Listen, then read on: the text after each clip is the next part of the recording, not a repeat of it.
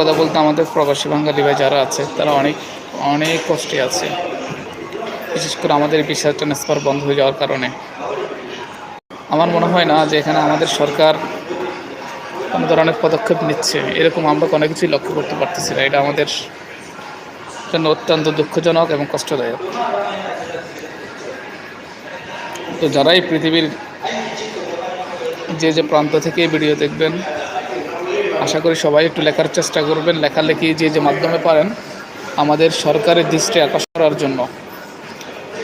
আর সত্যি কথা বলতে আমি বিগত 2 বছর থেকে বেশি সময় ধরে চেষ্টা করতেছি আমার কাজটা চেঞ্জ করার জন্য, পরিবর্তন করার জন্য, কিন্তু দুঃখজনক আমি পারতেছি না। আমি কাজের অনেকগুলো ওয়াইফ পাচ্ছি, কিন্তু ভিসা ট্রান্সফারের কারণে আমি সেটা পারতেছি না।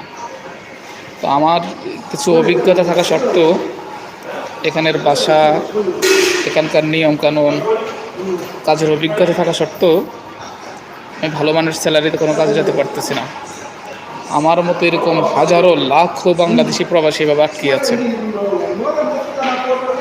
শুধুমাত্র ভিসা ট্রান্সফার বন্ধ হয়ে যাওয়ার কারণে।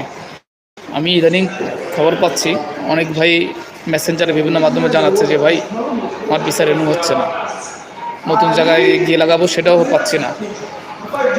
যে ভিসা লাগাতে 4-5 হাজার দিরহাম খরচা হওয়ার কথা, সেটা 10,000 দিরহাম, 15,000 দিরহাম, মানে বাংলা টাকা যেটা 5 লক্ষ টাকার মতন দিয়েও লাগাতে পারতেছে না।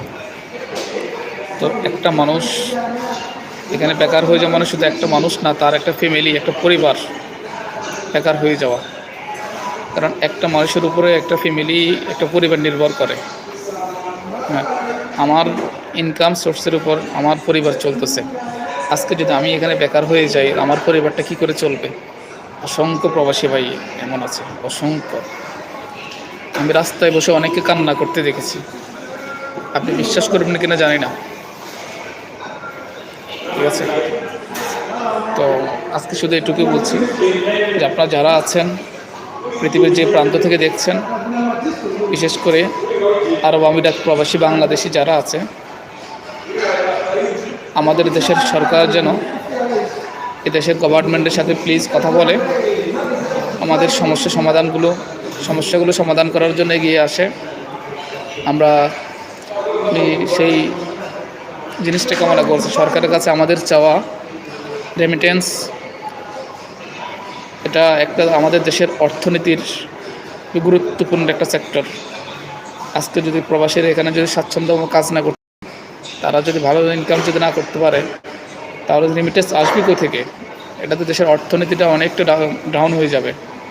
আমার ফ্যামিলির অর্থনীতি যেমন ডাউন হয়ে যাবে, তেমনি